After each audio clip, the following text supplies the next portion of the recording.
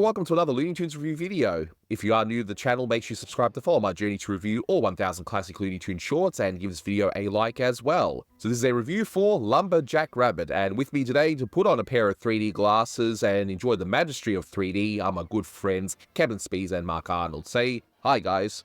Hi guys. Hi, in 3D. Just a few bits of info to get underway. So as mentioned, this is Lumberjack Rabbit, released on the 3rd of October 1953. That's the 3D version. It was re-released in 2D in 1954. It's the 691st of the series, and it's directed by Chuck Jones. And you can find this on the, well, it's on the Looney Tunes Superstars Bugs Bunny DVD set, but it's cropped, so I don't advise that. But it's presented in 2D, so don't cry, guys. I know. It's a shame, I know. On the Bugs Bunny 80th Blu-ray set, it has a commentary by Jerry Beck, and I gotta say, I love the way he starts it off. This is Jerry Beck, and whoa, that thing almost hit me in the eye. So in case you haven't seen this one, I can't share the full thing here on YouTube, it'll just get blocked. But it's like a Paul Bunyan type tale, but in this one, Bugs Bunny discovers these huge carrots in this huge vegetable garden and ends up trying to mine the carrots. And after that, Paul Bunyan lets his dog out to look after the garden. The dog encounters Bugs Bunny, and as you can imagine, numerous gags follow. So there's not really much to this one. So in terms of trivia, I'll get the less obvious one out of the way first, and that is that the voice of the narrator and the giant is an actor by the name of Norman Nesbitt, who was also in From A to ZZZ. He played the captain in that one, which I can't wait to get to review that one.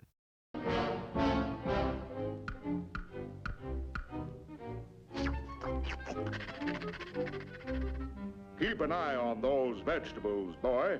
They're just about ready. See you tonight. But he was pretty much a bit player. He was a radio newscaster, and every time he'd be cast in a movie or a serial or whatever, like the Captain America serial, he'd be, well, a newscaster. So talk about being typecast, you know?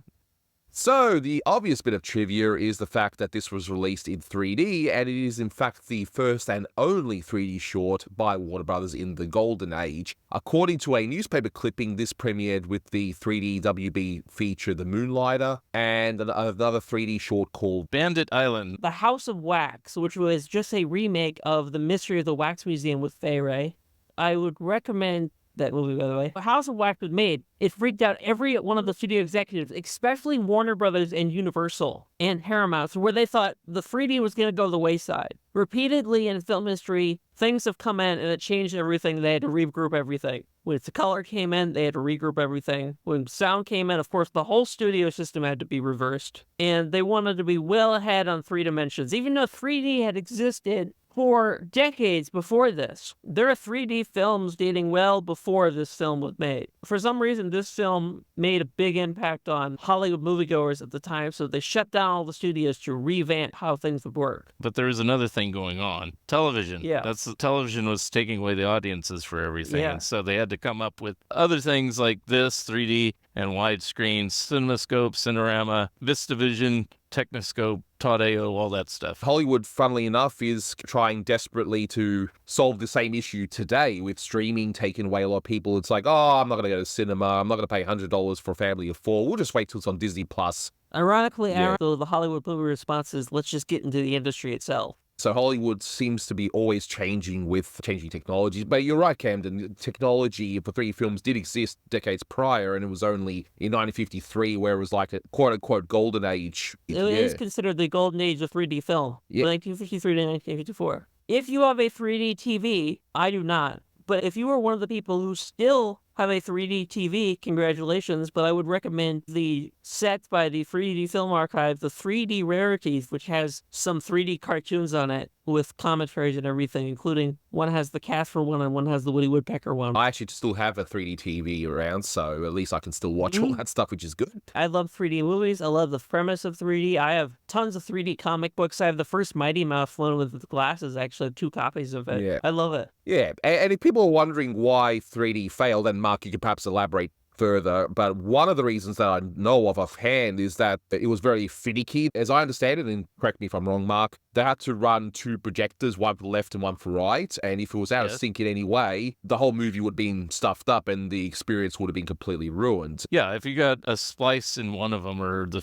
film tour, and you had to take out a couple frames. You had to take out a couple frames on the other film. If you didn't, it would be mismatched, and that's what caused people to have headaches back in the days when they did film projection. Another thing is, because it was so technical oriented, meaning you had to change film reels at the exact same time, you had to hire a second person to do it on the other projector. One person couldn't be changing both reels at the same time unless they were incredibly versatile and fast, which that caused more expense. And there's just varying qualities of what was released in 3D. Some things are better than others. And I found this out. There was kind of like during the 53, 54 era, there was kind of like two waves of 3D. So it wasn't just straight through seamless. It had one little crest of a wave for a while, and then it went away because of all the technical issues. And then there was a good film somewhere along the line later, and then it came back. But on that second wave, it wasn't as strong, and a lot of those films ended up being released in 2D very quickly, or only that way, like Dial M for Murder by Hitchcock was only released in 2D, even though it was shot as a 3D film, things like that. It's sort of a similar thing where the reason the recent 3D fad kind of sort of didn't stick around as it did is just Hollywood saw it as, oh, you know, people loved Avatar, so they assumed they would love everything in 3D, and they would pay more money to see it in 3D, that they would always do that surcharge, and all they were doing was just post-converting films that weren't shot in 3D, and it just didn't really add much. Whereas films that were shot with the intention of 3D, like Avatar and Hugo by Martin Scorsese, that's another really good one that was designed for 3D. You know, that stuff is fantastic, but we've spoken, I think, enough about 3D. What of the short itself? Does it make great use of 3D? And obviously we can't show 3D through YouTube. You gotta appease your fans by posting the copyright constricted and in 3D. As far as I'm aware, this short is not available in home media in the 3D format. No, but I would like to give a shout out, if this posted, to our friend Jerry Beck for showing every 3D animated short from the 1950s to a live audience in 3D. Which is a rarity, because Jerry Beck did show them all together one other time, but he had to get clearances from all the different movie studios. So it's not like an easy thing to do. So, look, in terms of the short itself, so when I was watching this, I was watching with 3D in mind, and there's really only two things which, and I have a theory as to why this is the case, but you got the shield in the beginning popping out, and you've also got the whole Bugs Bunny in, and it looks like you've got the whole dimensional thing happening.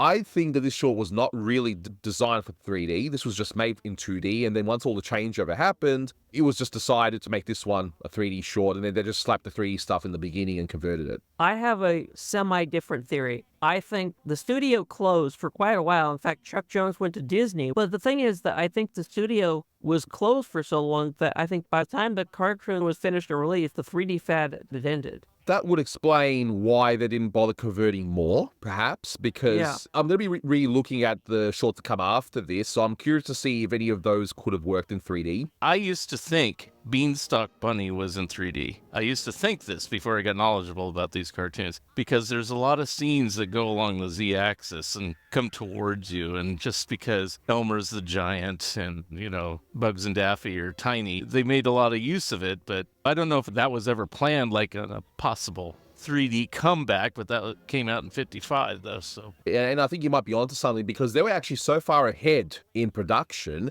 where once the shutdown happened and the studio reopened, there was still cartoons being released. It was like the shutdown never happened because they had so much backlog. So it's quite possible they were working on it in early 53, the Beanstalk one, and that was intended for 3D because they might have thought, oh, the craze will be going on and on forever, but obviously it didn't, so it was just released in 2D. So looking at this short, so the first time I saw this one was in the unfortunately cropped edition on the Bugs Bunny Superstars, and I remember watching it thinking, yeah, it's a nice little short. In fact, that dog, it kind of reminds me of a weird combination of Charlie Dog and the Frisky Puppy. Yes. So it's its own thing, of course, you know, but you guys, of course, know more about Paul Bunyan than I do. I know of Paul Bunyan. I've seen a few things such as the Disney short, which I absolutely adore. I love the design in that one with the backgrounds. But did Paul Bunyan actually have an oversized vegetable garden? Paul Bunyan was an American folktale, which you grew up being taught that they did exist.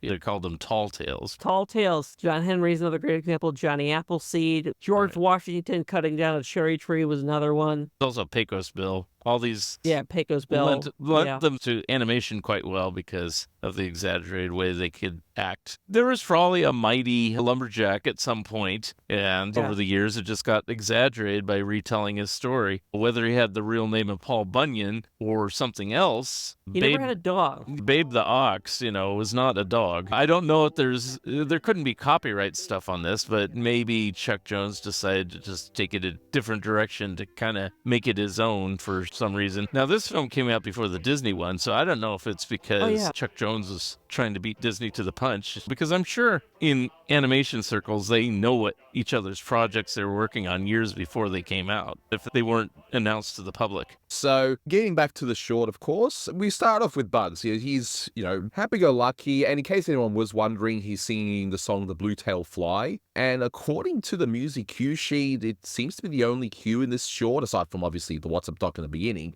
When I was young, I used to wait on Master and hand him his plate, and pass the bottle when he got dry, and brush away the blue-tailed fly. Jimmy crack corn and I don't care. Jimmy crack corn and I don't care. Jimmy crack corn and I don't care. My master's gone away.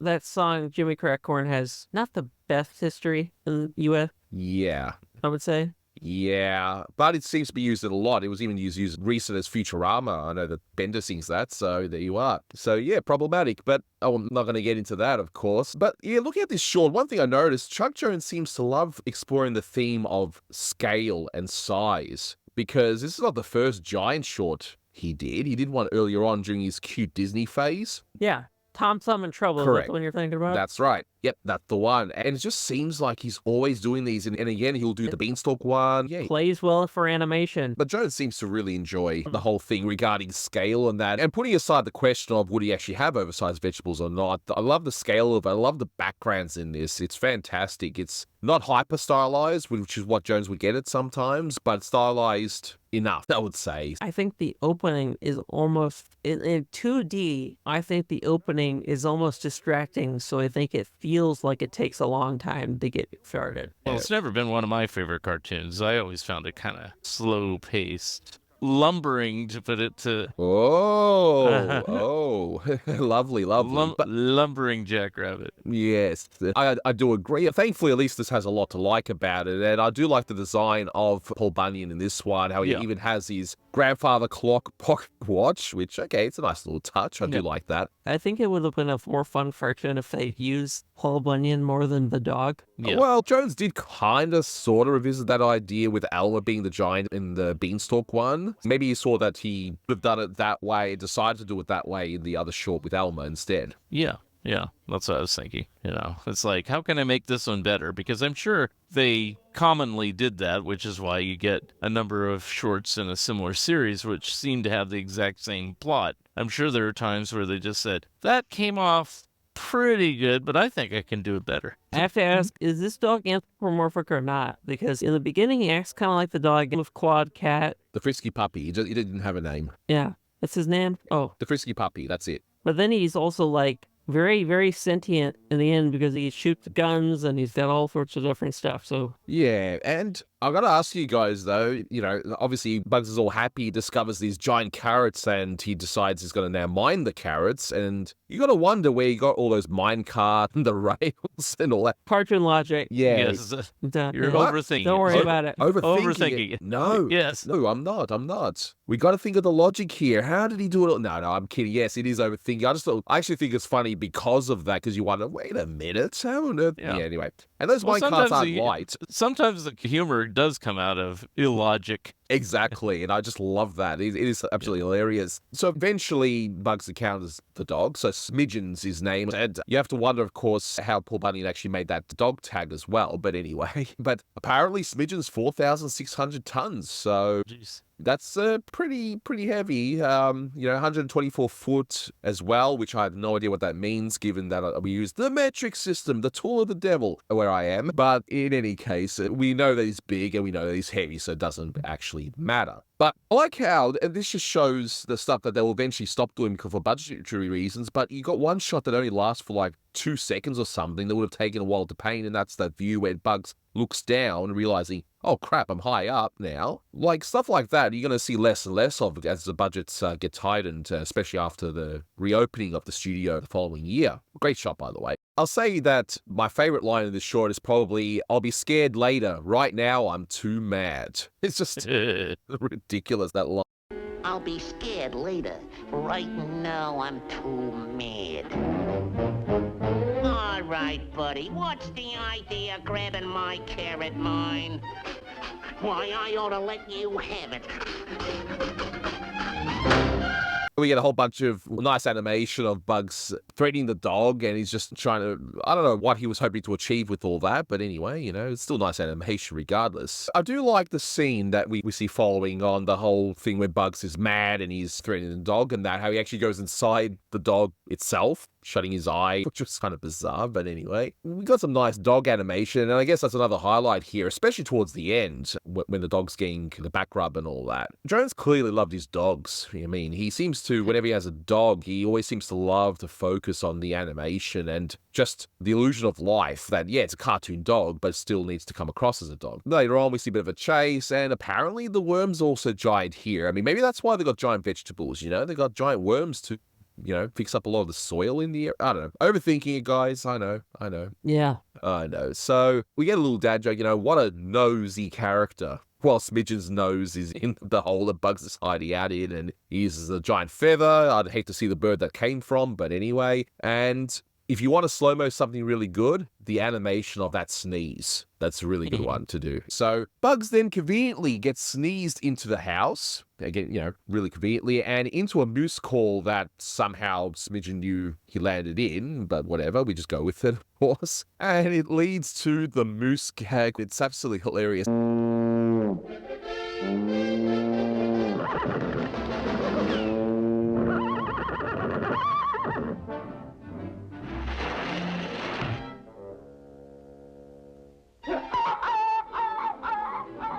I will say one gag that also had another Disney, not Silly Symphonies reminiscent thing, which was the small moose. Morris the Midget Moose did appear well before this one did. Maybe Jones was also inspired by Brave Little Taylor. Yeah, that I love that the moose is small, but the worm isn't. Yeah, I think we're all overthinking this one. But that running effect, Chuck is starting to use this effect whenever a character's running, and as soon as they get off screen, they'll leave something behind. So in Bully for Bugs, you see the hoofs. And here we see love hearts, and later on with the old bobby pins flying as well. So Chuck's starting to use this.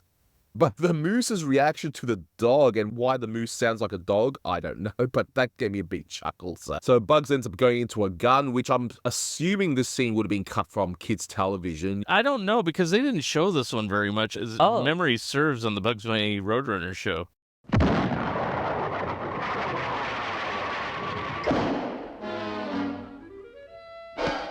And we get probably the best bit of animation, I think. I've already commented on the dog animation, but here, if you're a student studying animation, here's another one to watch. The whole thing with the dog just getting all pleasure out of Bugs scratching his back, you know, as dogs will typically do when you scratch him in the right spot and all that stuff. And it's absolutely incredible. And then dogs like, oh, I want some more, you know, as dogs typically do, because Chuck was so observational when it came to animal behavior. So we now get the twist where Bugs escapes. He's trying to escape from the dog, and the dog looks like he's going to try and get Bugs. But no, Smidgen loves Bugs now, and Bugs is like, oh, go over there. He sends him to a tree to piss on, and that's that. The end. The tree gags were the closest things they could get to Hollywood K's Code with kicking jokes. Yeah. Which is why they played it all the time, right? But in any case, as for review, look, this is very much middle of the road, and considering the output Jones did this year, it definitely pales in comparison. Is it a bad short? Nope. It's okay. It's got some good stuff in it and all of that. It just, I guess with the high heights of, you know, Duck Dodgers, Duck Amuck, Bully for Bugs, Duck Rabbit Duck, you got 4. Masterpieces released this year. Something was bound to pale in comparison, and this one definitely does. But is it bad? No. I'll give it 8 out of 10. Yeah. I give it a 7, shockingly, and because I usually give high reviews, but here's the why. They had so much to work with 3D, and Warner Brothers certainly shut down the studio fast in regards to it. Yet, even compared to all the 3D shorts were made, maybe the film was better, but the 3D isn't. Because the 3D is part of this review, so I'm going to say it's a 7 out of 10. I'd probably kind of straddle the line there. I think it would